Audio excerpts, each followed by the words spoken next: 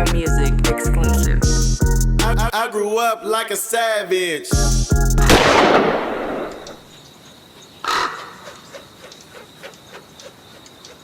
Was kind of split us up too. Right. So like I said, there's a few little incidents, like, you know, and then later on, like I said, the record release party and all that, because this happened before the record release party. You know, all that shit. That's why I didn't even have him on my album. Like, he would have been all over that 94 album. Sugar Bear would have been all over that motherfucker. You know what I mean? But I cut him completely out, didn't get that nigga, you know, no shine on that. I was like, nigga, I fuck with Selsky and them, and you know, we just started doing our own thing. And I started seeing he started kind of losing it a little bit too, because he didn't have that cipher that, because all we did was rap, you know, NOH, Hitman, all of us, T-Lo, we all in the studio, niggas keeping their skills going, rapping and shit. I got beats constantly playing, but once he got with them, Boob and them wasn't, them niggas hanging out on the block. They wasn't, the only time he go to the studios when they working on something. So when he get in there, you on the clock, Enhancer want his $40, $50 an hour, and nigga, you got to come up with something. You got to get creative. And then he start respecting, you know, as far as, damn, man, it was kind of good being around Black. I was keeping my skills up. I had beats. I was able to pre-prepare before coming to the studio. And Boob kind of, you know, I would say he wasted a lot of money kind of like trying to even put together that first Road to Riches album, because that shit came out hella late and he was kind of outdated by then. It was like it was all right. But he ain't putting nothing together like that coming up out the cuts though. That motherfucker was hard as fuck, you know what I mean? And they thought he was gonna be that nigga that was gonna be better than us and better than Hitman. Them niggas was rallying behind him. They swore to God that nigga was finna blow up harder than us. And NOH and them, once we got them niggas in too, and them niggas came in spitting like niggas knew pressure was on. Niggas was like, oh shit, these niggas over there fucking with it. They got Hitman. Hitman album came out, blew the fuck up. Niggas was a little jealous, you know what I mean? They was jealous of Hitman. They was jealous of NOH. They hearing the music coming up out of the studio beat that I'm making for NOH. Niggas was like, yeah, we got a long way to go. I was like, yeah, this shit ain't easy. You know what I mean? I've been seasoned in this shit. I've been in this shit fucking with TC and Enhancer, and I'm learning. Y'all going over there thinking that y'all finna get my type of shit through them, but I'm bringing my shit to them. You get what I'm saying? I'm going over there producing my own shit. Enhancer not producing this shit. TC not producing this shit. They assisting me with my shit, making sure they Dr. Dre in my shit. You know, I'm like the dash coming up over there, and them niggas getting behind, mixing and touching it up, and and they thought that they was gonna go to Enhancer and TC and get some of my shit, which they didn't. And you know what I mean? Your sauce. It was my sauce, and that's, you know, and I told Boo I was gonna help him. You know, because even when he was B Real, because he was B Real Records first. And another nigga, he had the little Real Milk sign with the B and all that shit. Then he ended up changing the Big Block because a New York motherfucker had the sign. So he ended up asking me, and I put the stamp of approval on the Big Block shit, you know? He was just like, bro, what you think about Big Block? Me and him sitting in this truck that day. I think he was in this Typhoon or something. I'm sitting there talking to him. And I'm just like, yeah, bro, I got you, boo. You know, no matter what, I'm going to help you, whatever. And yeah, I ended up telling him the Big Block shit was dope. And yeah, them niggas just I guess tried to do it without me. You know, he said he was gonna have me assist him, but then he started trying to do it on his own. And but you know, it wasn't no love lost between like me and Boob. Always been cool all the way up to the day Mr. C died. And I think we took it personal because I told him not to come to the funeral. You know what I mean? And I think he felt some type of way because the day I was down at the barbershop the day after Mr. C had died, got killed, and I told a couple niggas that came in there, you know, trying to speak their piece and shit, like, bro, I had nothing to do with it and this and that. And I'm just like, it's good. I said, when y'all just go up there, man, just tell that nigga Boob not to come to the funeral, because I knew the niggas that who names was coming up was kind of up under him and shit. You know what I mean? And me and him had talked a couple days prior when I was telling Boob about all the shit that was going on with my little brother and some of the dudes he fuck with. And I'm just like, Boob, like, bro, you know what I mean? Me and you talking, bro, you know, we can like stop this. I'm trying to do the thing like with Filmo, like, bro, me and you can really stop this shit. And he just, bro, I ain't got nothing to do with them niggas on thinking on their own. They doing whatever. And it's just like, it was just bullshit to me. And it's like, bro, you could easily, just like I can go talk to my brother and then we got at least try. You know what I mean? Yeah. You got at least just nigga put some effort towards it and just be like, nigga, I'm gonna go and holler at them niggas and see what's up. At least check their temperatures. But he was just acting out like, bro, that ain't me. I ain't got nothing to do with it. And I'm black. I'm telling you, bro, that's them niggas is on doing it, whatever they. I'm like, bro, just holler at the niggas or whatever, man. Just for me, it would, man, I'll try, but I ain't got nothing to do with it. I don't know nothing about it. And all of a sudden, when Mr. C got killed, I was just like, we had talked about it. So I was just like, don't come to the funeral. So when he didn't come, a few niggas didn't come. So that let me know where they stood at too. So I was just like, okay, these other niggas didn't show up either. And that kind of like really caused a damper on our relationship right there. I guess he took that real personal, which I had heard later on, like, yeah, Boob felt some type of way about you saying he didn't have nothing to do with it and you didn't want him to come to the funeral, which, I probably shouldn't have did that. You know what I mean? Right. But I was in my feelings at the time. I was real emotional and the whole shit. You know what I mean? Yeah, but I'm just happy we kind of moved forward now. I hollered at the nigga like about a month ago and shit. We hollered on the phone and shit. We chopped it up. So, my boy Jay Brick, shout out to Jay Brick. I was on the phone with him and he like, man, this Boob calling me on the line. I'm like, was that right? Like, blood, you feel like talking to him? I'm like, yeah, I ain't got no problem with Boob. I'm like, shit, it's good. And he ended up clicking him in. And yeah, we chopped it up for about 30 minutes to an hour and shit, you know what I mean? And just, just like Black Blind, I never had no problems with you, bro. I don't know where the shit kind of, went left at. And I'm like, it don't even matter. I said, bro, just this day moving forward, bro, we gonna let bygones be bygones. It's good.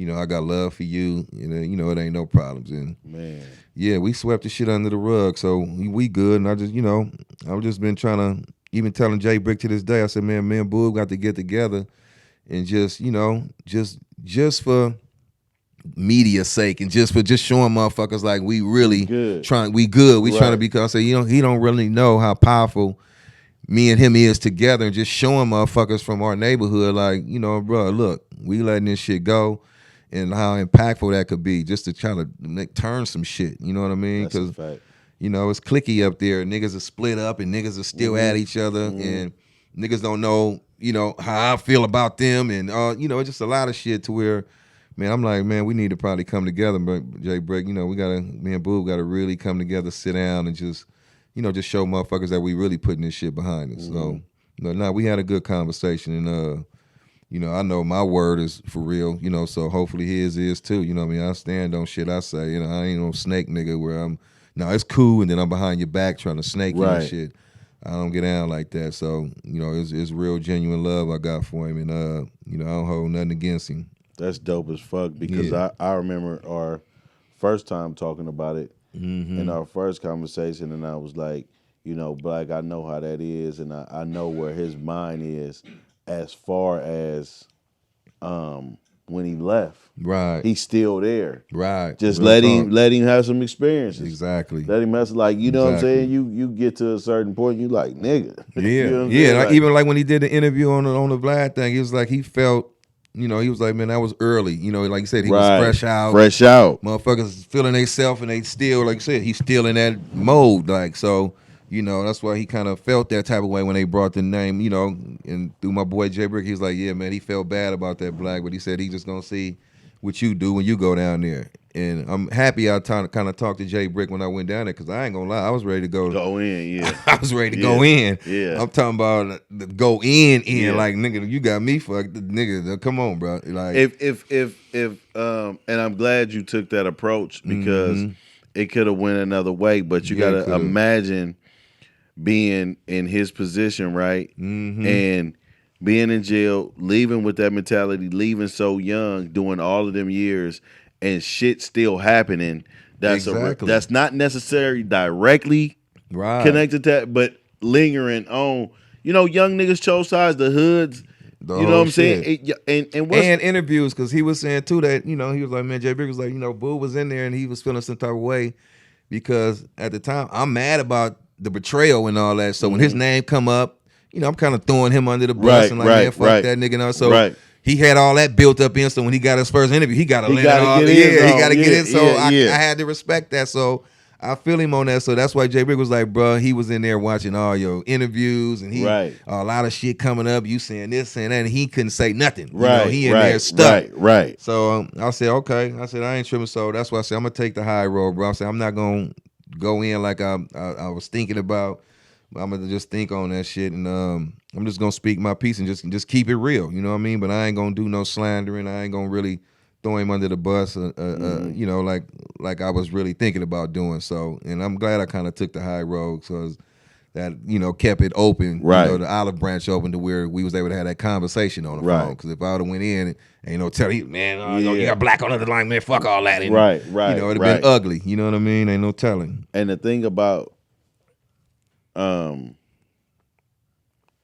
about y'all legacy is like as a neighborhood, as a family, like what y'all created, what y'all built, the entire neighborhood. I mean, right now you got a young president, you got Larry June, Right. you know what I'm saying? You got, it's like, you know, that talent coming up out there. Everything coming. It's so many more though. You know what I'm saying? So many more.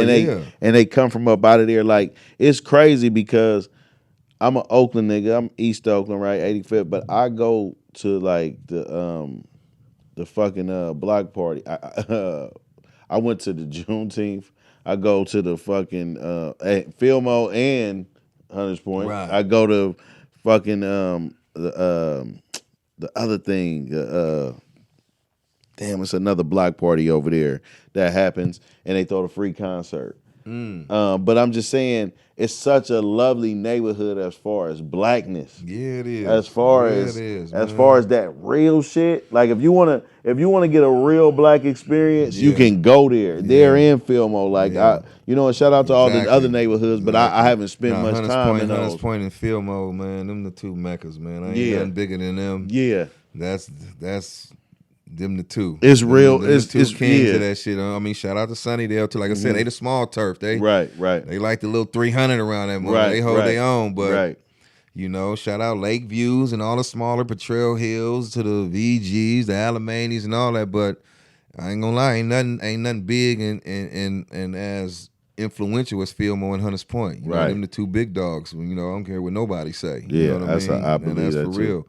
Yeah, you know, but yeah, man, I love the blackness over there, and I hate that it happened how it happened because, trust me, bro, I be thinking about it bother me every year that I can't really because the trust is gone, and it's like I hate that I can't go over there and do turkey giveaways and bike giveaways, go to the opera house and like do because it's the trust is gone. You know what I mean? Like I see Fab and Filthy Rich and all these dudes doing shit for their neighborhoods and their communities and all that, and I'm like, man, our community is so fucked up that we can't even do this shit no more. It's like, man, we can't trust it.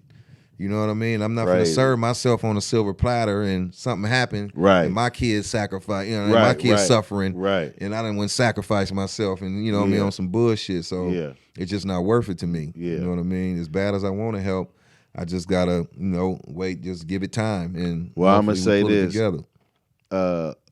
Shout out to London Breed. We know you from Fillmore. Yeah, but our Hunters Point brothers need that escort in and out. We're gonna get my nigga in to come do his shit. You know what I'm saying? Yeah, right. It was crazy too because I seen shout out Ronsky and Showbanger. They performed in Hunters Point. You know what I'm saying, at the Juneteenth. I thought that was dope. You know what I'm saying, that they came over there and did that.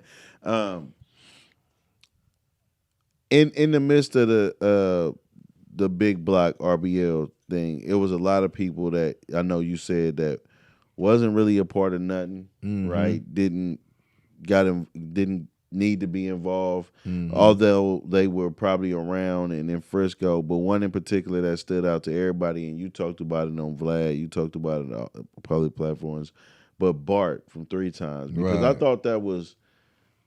I always thought that was strange, right? In the fact that here's an Oakland guy out of a legendary rap group, right, being signed to Big Block, which I thought was amazing. Me too. I'm like, damn, because it was kind of like the actual what am I trying to say? Like the real CEO part of Boob. Yeah, that's when I seen a lot of branding. Yeah, he was trying to do his thing. You know what I'm saying? They got bandanas. These niggas got logos. Trying to be like I mean, everything. Y'all the standard though. That's what I'm saying. He was following our footsteps when I gave him props for that. Even with the shirts and all that everything, shit, they was following our footsteps.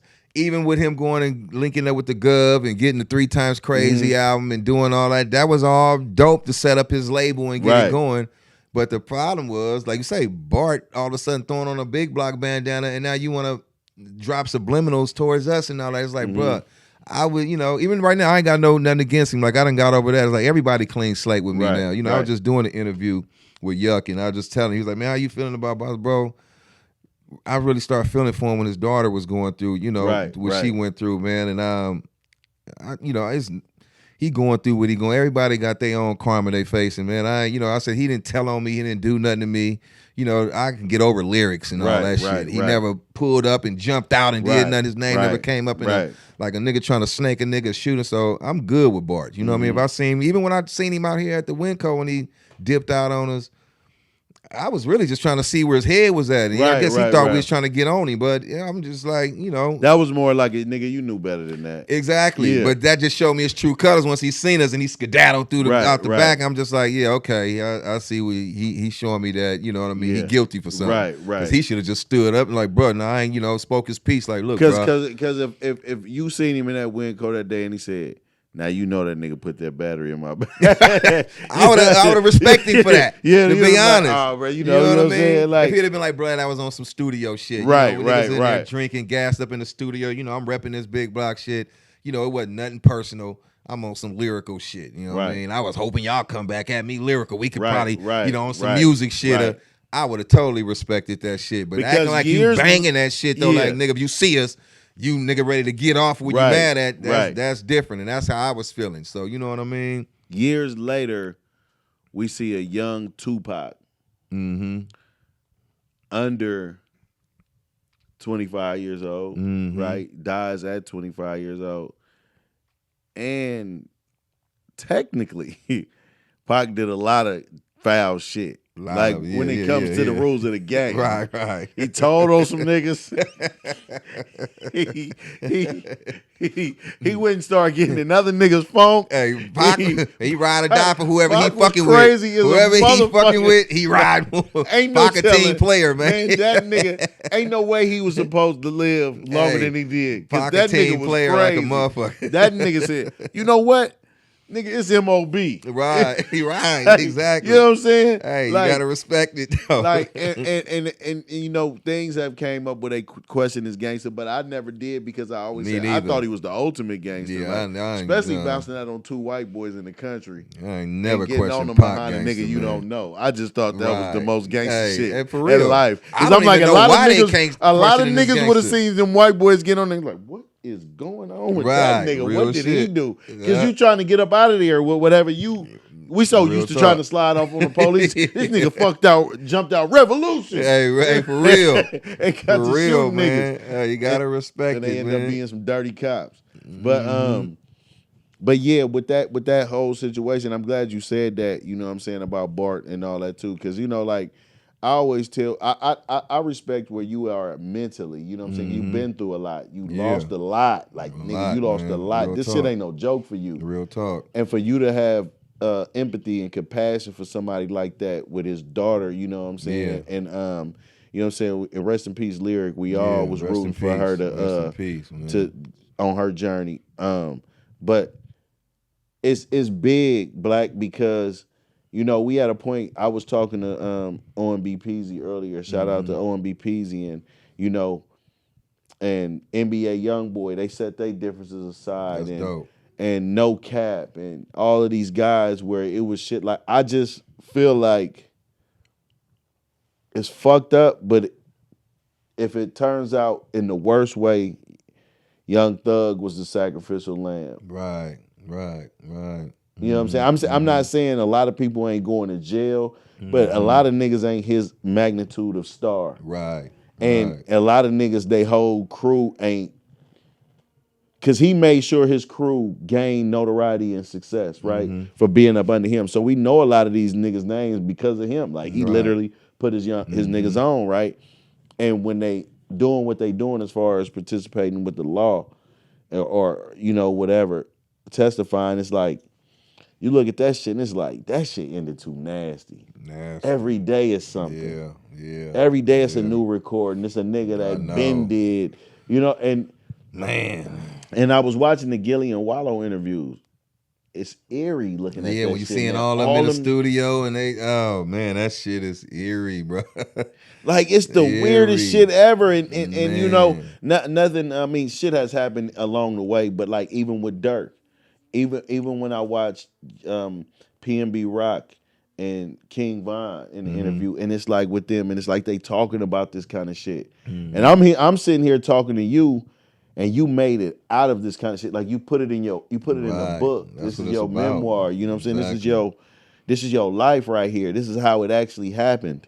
When you think about you, and a key word of this, a part of survival. Right.